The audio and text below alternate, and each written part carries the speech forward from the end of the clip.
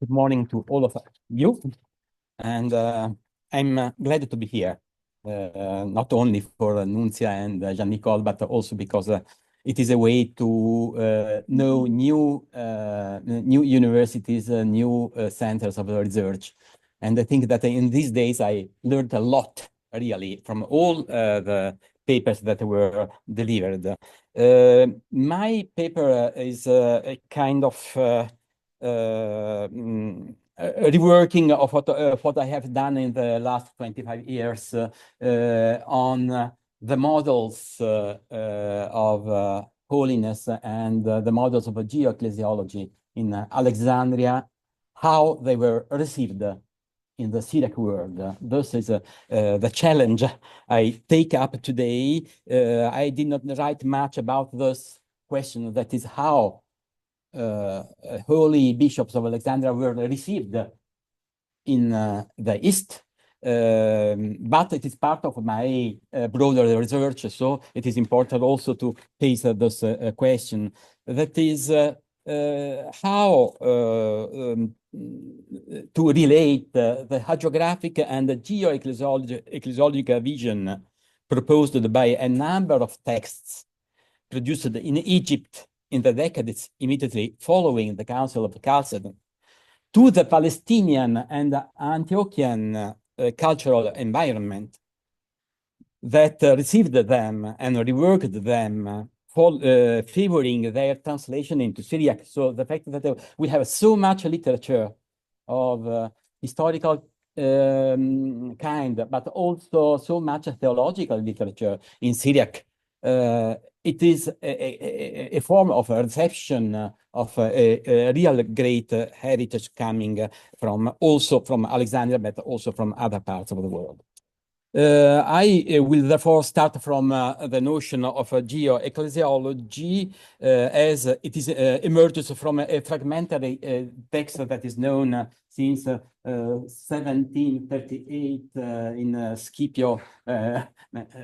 Scipione Maffei in Biblioteca Capitolare di Verona, and then enriched over time, especially in 2000, or better in 1999, when Bausi shared with me the discovery of the Ethiopic parallel of the text, and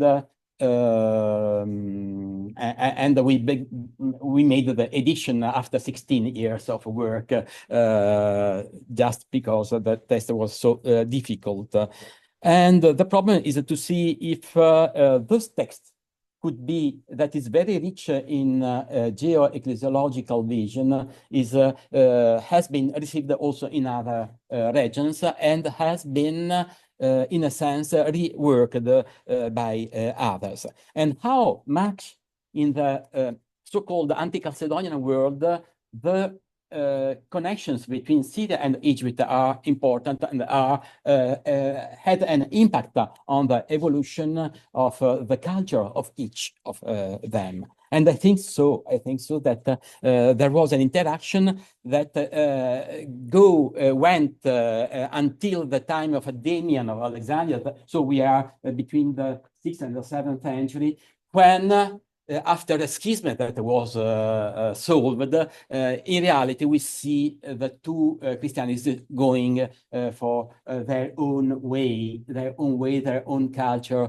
and in a sense, a division of the anti-Chalcedonian world in different regions. That will be the history of those regions under the Arab domination. So what I begin, of course, with the ivory.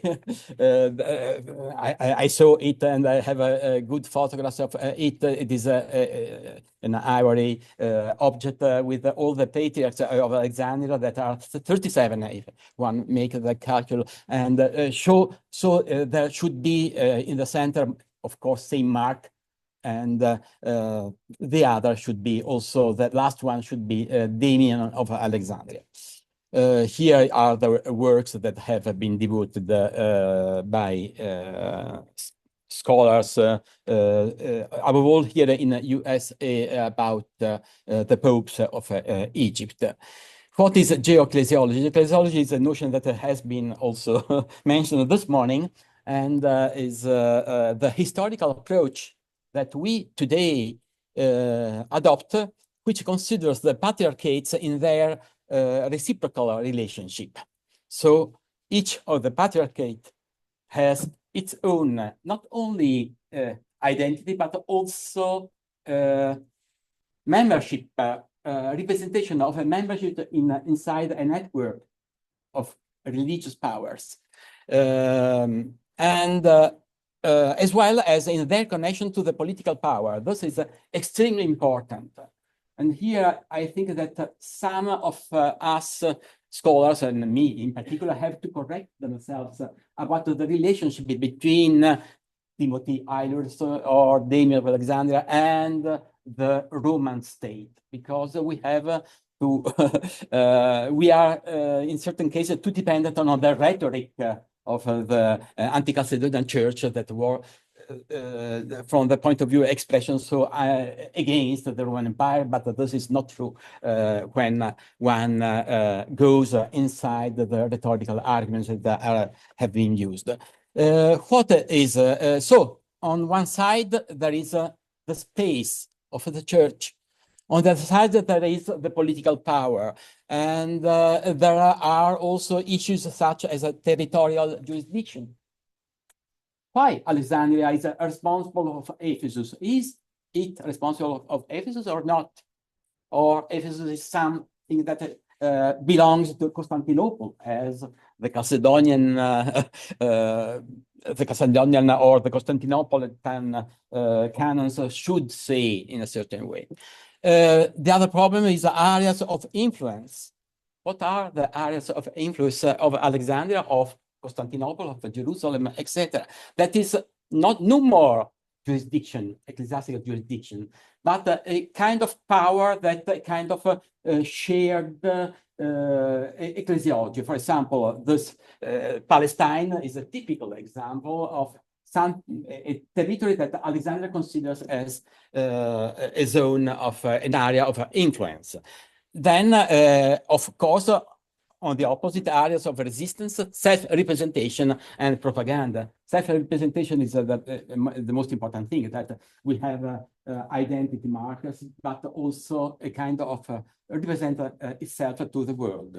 I would only say that the history of the Episcopate of Alexandria was sent by Cyril of Alexandria to Carthage in the quarrel that divided, the clash that divided Carthage from Rome on the question of Apiarius, on which I don't want to dedicate my time. Here are the books of Philippe Blodeau that has formulated this conception of the geoecclesiology based on geopolitics, but with new things, that is the Christian features that are typical of geoecclesiology. And he has written more than one book about this, and he has devoted to his writings to all the phases of Alexandrian and also of Syriac spaces. He devoted, for example, a beautiful initiative in Angers 3 years ago about the Florilege in anti-Chalcedonian Florilege in Syriac. Here I mention also Eva Bisipska because she has devoted the book on Alexandrian Church, that is very important, but also another book about monasticism in Egypt and Syria.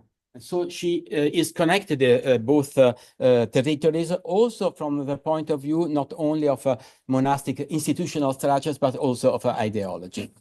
Here there are other books, but I have no time to deal with them. I would like to another point that is important. So one point is geoecclesiology. The second point is Athanasius as a historiographer. That is so important for all the anti-Chalcedonian works of polemics. It is important for John Rufus. It's important for Timothy Eilers. It is important for Zachariah Rater. So it is really a hidden root of polemical historical writing, of a historical writing that deals also with the hagiography, a historical writing that is using the figures of the persecuted by the imperial power as symbols of resistance, of symbols of Christianity. Here you have two works that are very famous, so I don't want to bore you with this kind of things, but you should remember that Arius' death, as it is described by Athanasius in this work or in other works, has inspired probably Nestorius' death as described by Timothy Aelius in a work that is preserved only in Syriac. What we have of this history, only 5 minutes on the history. We have a Latin text, as I said, Ethiopic text, the new manuscript. Sozomenus, that is quoting without saying, kind of plagiarizing this work. So there are some chapters of Sozomenus that and today is easier to demonstrate that are dependent on this history. Cyril of Alexandria that does not use the history, but sends in a letter, he says to his colleagues of Carthage that he's sending his Historia Ecclesiastica to them, to help them to defend against the Roman right to intervene in Carthage or in the African territory. Then we have a quotation by Timothy Aelius that is in Syriac. I discovered this after the first studies we made with Alessandro Bausi about the Ethiopic text. A later hagiographer, Guarimputus, and other Ethiopic texts. Here are the two places where the main text of the history has been discovered. So on one light you have the Biblioteca Capitolare di Verona. On the other light here you have in this point a little church that is not easily reachable, but with there was there the manuscript that was in the following years was repaired and by an Italian equipe that was paid by the University of Hamburg, where Alessandro Bausi was working in those years. So when those kind of work was done by these young people, me and Alessandro were working and trying to understand the geographical and historical episodes of this history. So here you will find, here I only put the history that is the birth of the Alexandrian Episcopate. So the first name is Mark the Evangelist, of course, but not martyred. So we are still in a phase in which Mark is not a martyr. So we are before the 5th century. Then you have the first patriarchs of Alexandria, and all the bishops, those first patriarchs appointed in the different dioceses of Egypt. That is 150 bishops before the Council of Nicaea. I passed my 20 years in studying those geographical names because they are written in Ethiopic and the Greek that is before the Ethiopic is very difficult to reconstruct, especially when there are names that are not used in the following centuries in the church. Then you have the history until Arius. And Arius is mentioned, but Arius as a Meletian. So that is as a schismatic, not as an heretic. And this is interesting. And only after Arius, after being condemned as schismatic, becomes also heretic and gives rise to the heresy of Arianism. This distinction is important because Severius of Antioch in a letter is able to distinguish in a letter, in a work against Felicissimus, contra Felicissimum, is able to distinguish in this work that he knows through Timothy Ayers, is able to distinguish between Arius schismatic and Arius heretic. That is a sign of a great historical sensibility. Then you have normal things that are Athanasius, his life, until Theophilus. Theophilus is the last one to be mentioned.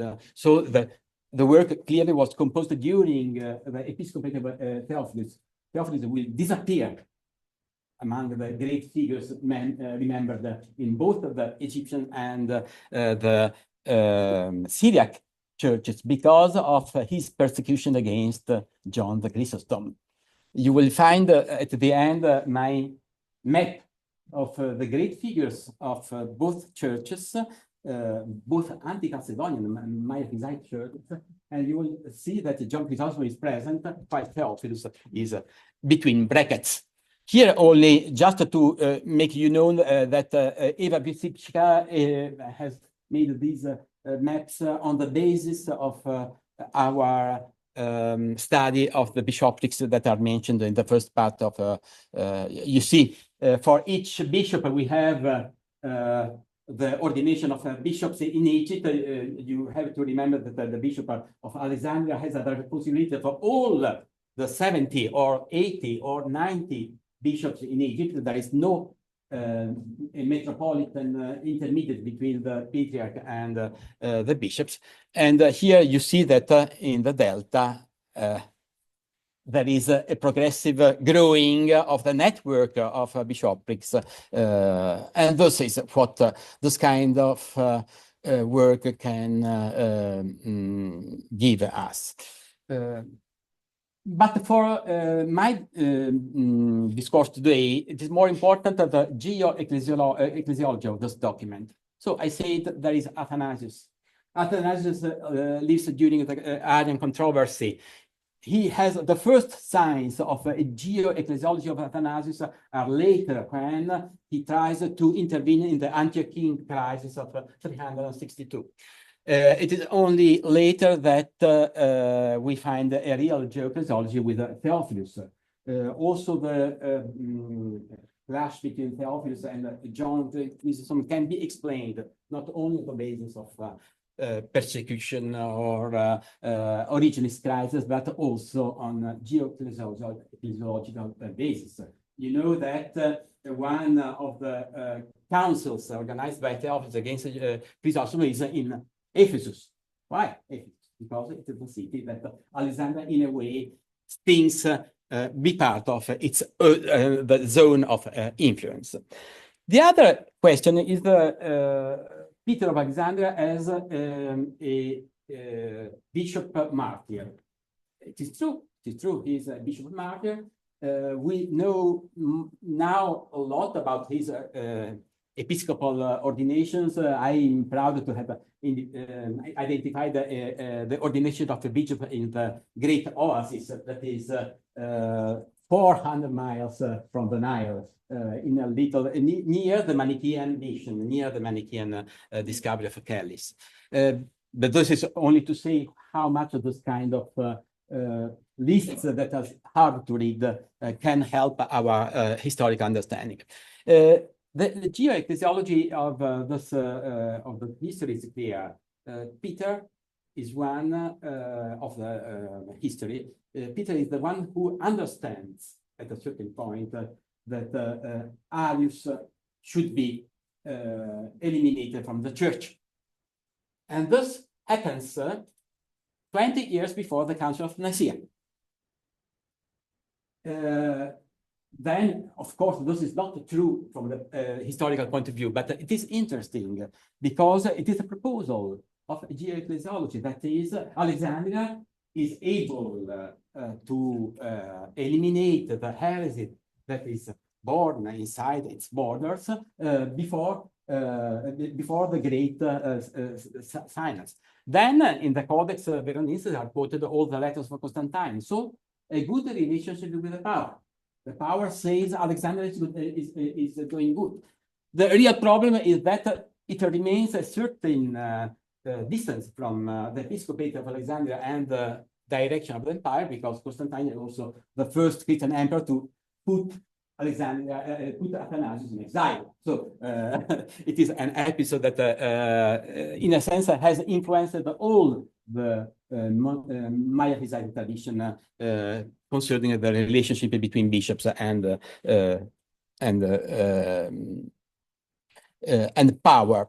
Here you have the history and also legends that were elaborated inside the Alexandrian episcopate. Hagiography was an instrument, a tool of propaganda also for the episcopate.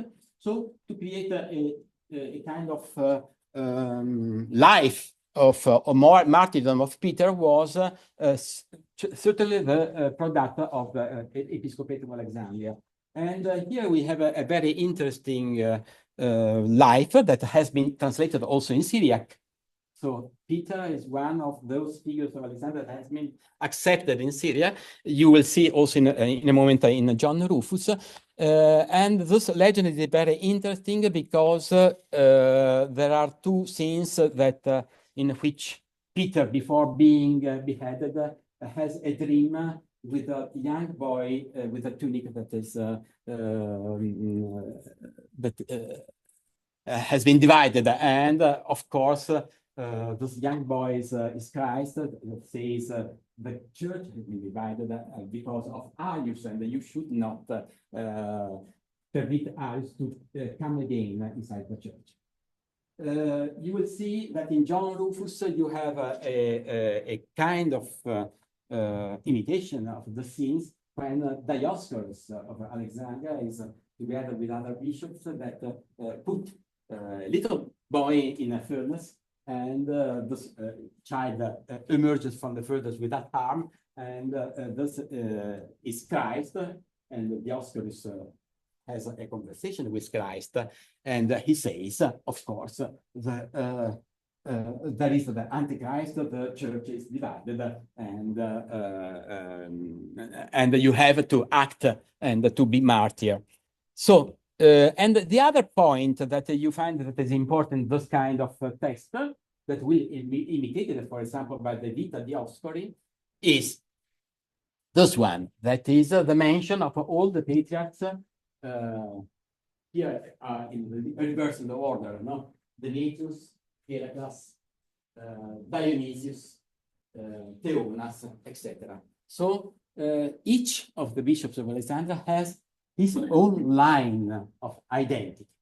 It's only Theophilus that is put in parentheses. So now, just to add the Syriac reflection of this, I will discuss only 4 texts, that is only some features of a 4th text that are Zacharias Rhetor, John Rufus, Severus Antioch, and the Vita Dioscuri. The 2 great heroes of Chalcedon, obviously, Dioscorus and Timothy. Dioscorus is exiled and dies in Ganga, and Timothy is exiled in the same places. And one of the hagiographical acts of Timothy of Alexandria that is told us by Zacharias Rhetor is that he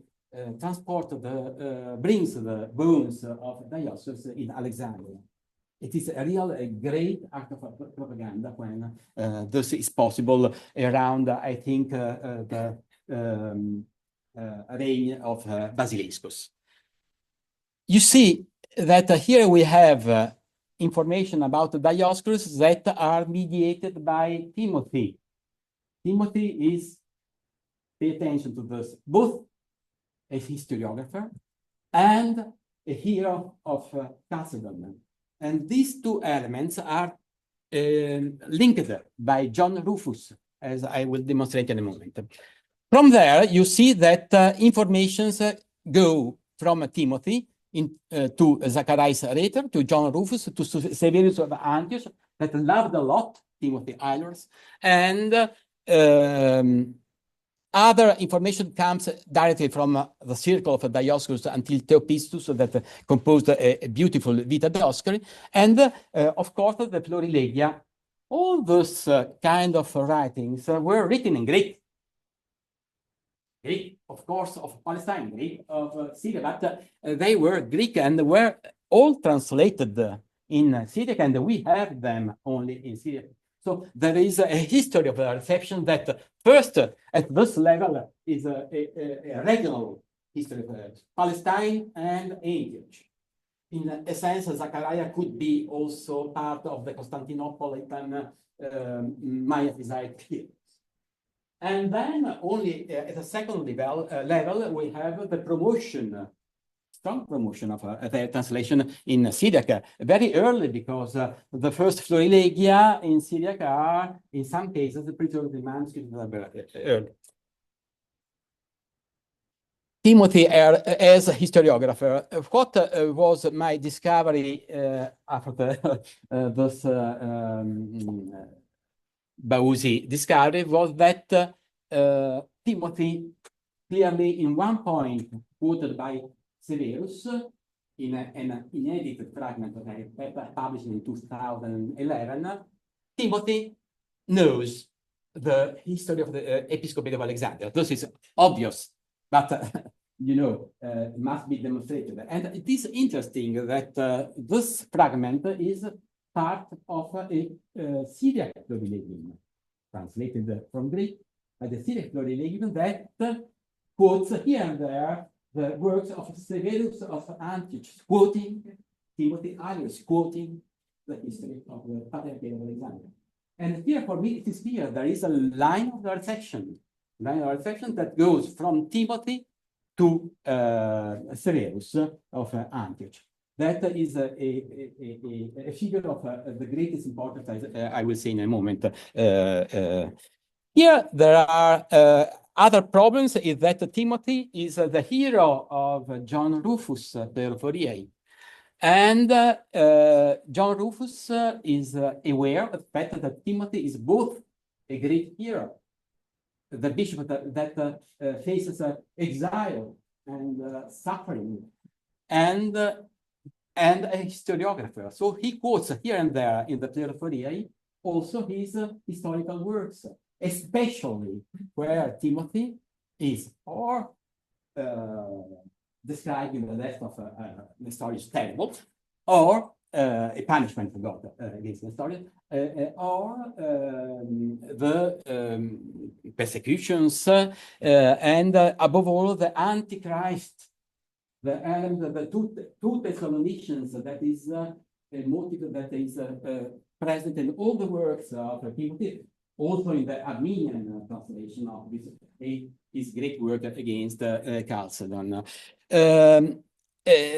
Here you understand that how was the selection that later authors made of Timothy. Here is the fragment that is discovered in British Library 201-55. Here Severus is saying that Timothy said in his history that Arius was not eliminated from the clergy because of his heresy that was not born, but for his schism and his adhesion to his being part of the Meletian movement, that is a schismatic movement. Here we have some letters of Severus. Now I'm only touching three kind of texts. The letters of Severus, the John Rufus, and a little Zachariah Rhetor. It is interesting that these works are close from the point of view of chronology. Here, Severus is speaking about Timothy as a good bishop that accepts also the Proterians, that is the Chalcedonians that wanted to come back to the church without imposing reordination, without imposing rebaptism. Although in the first phase he had a more harsher attitude. This is important because it's the same position of Severus. of Arthur in his dealings with, and is different from the Cyprian position. That is the great Cyprian of Carthage that imposed the rebaptism and reordination, but rebaptism to the heretics. So Timothy, here is not an apocalyptic writer. He's not. He's a moderate bishop, as described by Severus. So, from the fragments of Timothy that are quoted also in John Rufus, I can say that what is the geo-ecclesiology of Timothy? It is a traditional geo-ecclesiology in which, most importantly, the emperor, Theodosius the Young, pay attention that the emperors can be unfaithful to their own task, to their own office, as in the case of Constantius during the Arian crisis. So in this, Timothy is very lucid. He understands that emperors can be also do not their work or cannot, may in some cases not be up to their task.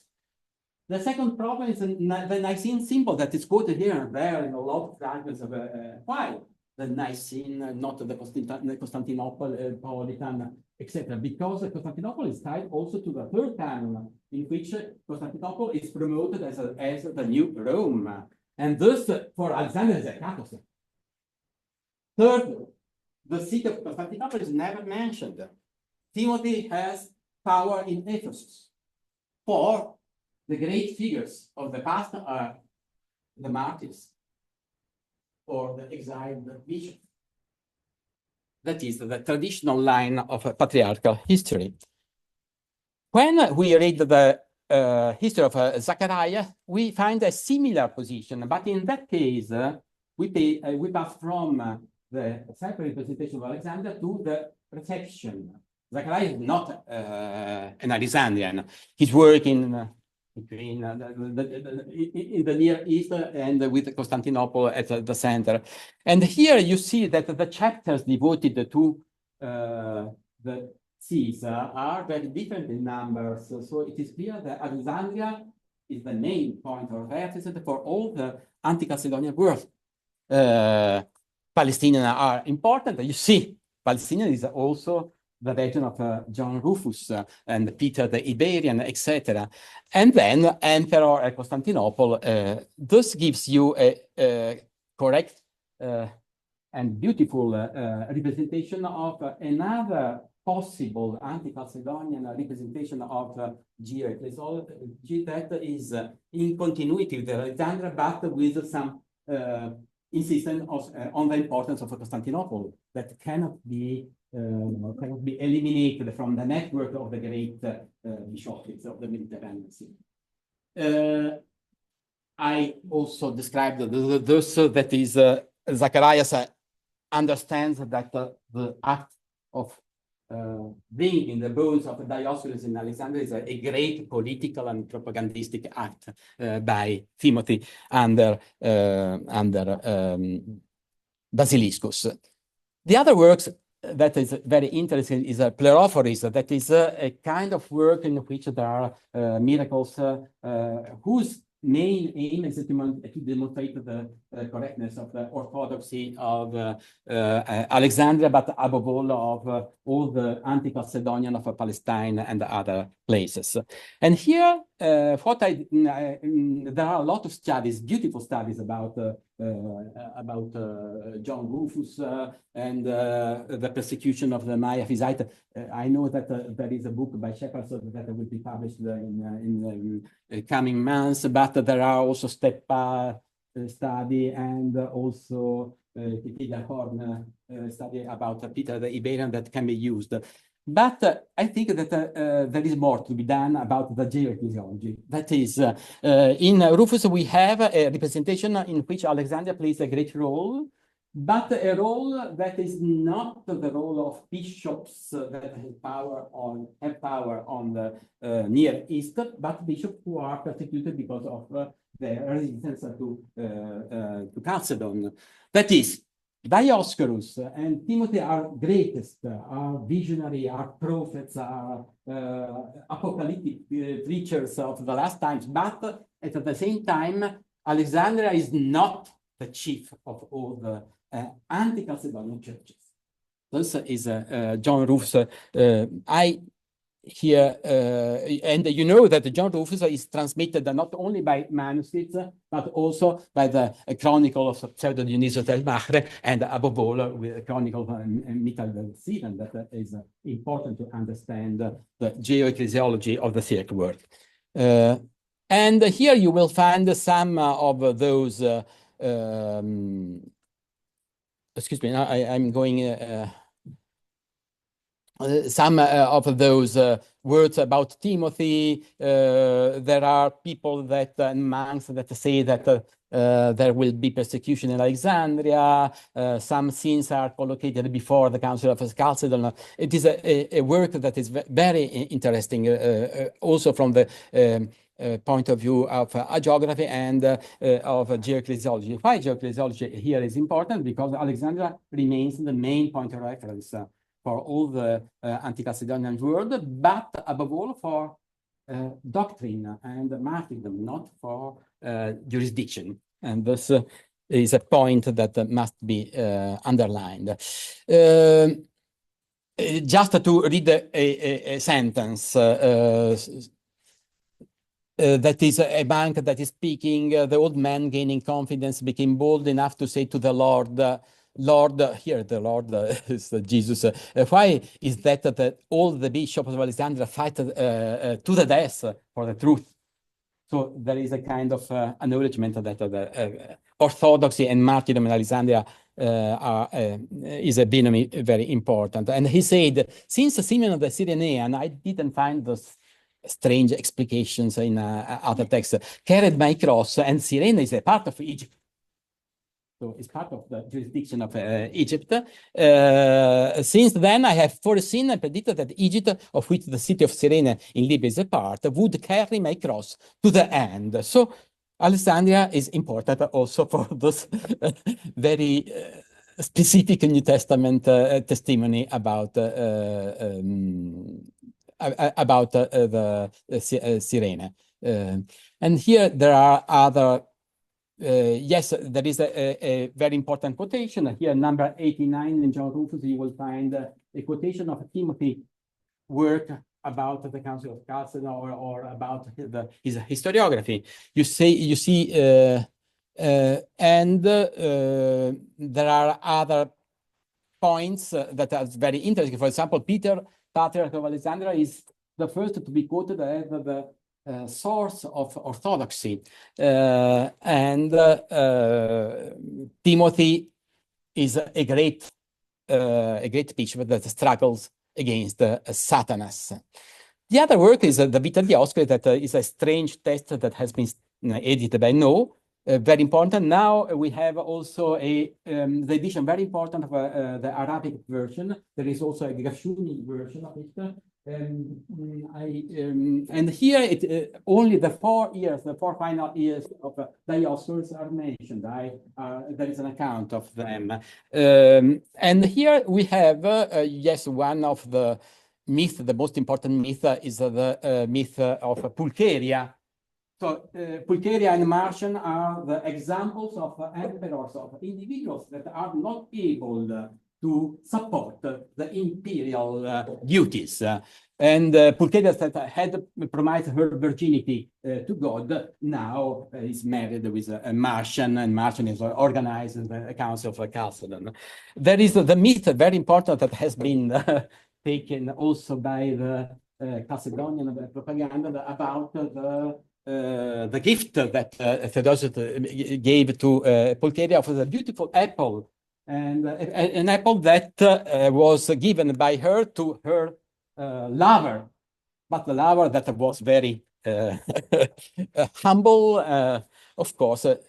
gave it to Theodosius, who was aware of the fact that there were problems in his life. Thus, we find the same stories in Malalas, but applied not to Theodosius, but to Eudocia and Paulinus. Paulinus, we know that there was, and here there are medieval representations of the story. These are typical stories of course, of a competition, competition and representation of the power from the point of view of the church. One of the features of this work, in 5 minutes I will finish, it's okay, is that also here you will find a long list of bishops in the Alexandrian history. And here it's very beautiful because you see, you have Theonas, you have Dionysius that anathematized Paul of Samosata. So there are also a certain historical addition, apart from the mistake of Theonas against the origin that is a complete invention. But the most important thing is that here we have a kind of history, and here a beautiful comparison between the patriarchs of the Old Testament and all the patriarchs of Alexandria. So you will find that the Dionysius is like Jacob, that Alexander is comparable to Simeon, Athanasius, a lady, Cyril, Judah the fourth son, and myself, that is Dioscorus that is speaking, to Issachar, the person who is able to support a great word. But, and here comes the point of my speech, there is also a reception of other traditions. So Alexandria must, at a certain point, understand that the other traditions are important in the Maya historical work, and there are other histories that must be accepted, and the one is that the young Severus is there is a vision of Dioscorus before his death. He has a vision of all great bishops of the past, and at a certain point there is Ignatius of Antioch, that is Antiochian, Antioch, that is important, Antioch, and tied to the young Severus. And Severus will become part of the Alexandrian system. So in this kind of work, there is also not only the support to Dioscorus and to the Alexandrian Church, but also a new form of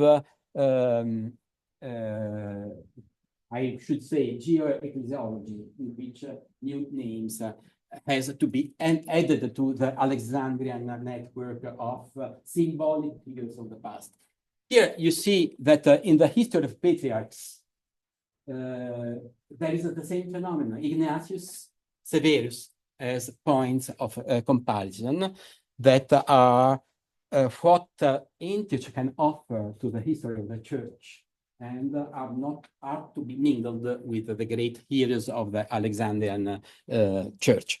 Since Mark and Peter the Apostle, that is in some sense also Bishop of Antioch, besides being Bishop of Rome, until Severus and Theodosius, that are the great heroes of this history. So in conclusions, you see that there is a kind of negotiations between traditions. This was very well described also by Edward Watts, that wrote some years ago a beautiful article about Dioscorus' life, but he didn't know the fact that the Syriac translation, the Arabic translation was made on the Coptic and not on the Syriac. So the new Arabic translation that is published in Patriarchs Orientalis demonstrates that the episode of Ignatius and Severus was present also in the Egyptian branch of the tradition. So it could be original, not an interpretation. and could be the sign that Alexander accepted the other traditions. So you see, Mark, Peter, Athanasius, Theophilus, in brackets, Cyril, Dioscorus, Timothy, Peter Mongus is between brackets, and Theodosius are the identity figures of Alexander, but they are mingled with Peter the Apostle, Ignatius of Antioch, John Chrysostomus, the enemy of Theophilus, Severus of Antioch. Severus of Antioch is clearly the point of passage, is the bridge between the Maya world, and we have diptychs in Egyptian diptychs in which his name is present. So to say that in this kind of works, we find not only self-presentations, not only geo-ecclesiology of each great patriarchate, but also forms of negotiations. And this is due to the crisis of Chalcedon that, in a certain sense, reconfigured all the world and the system, the symbolic system of history of Christianity. Thank you for your attention.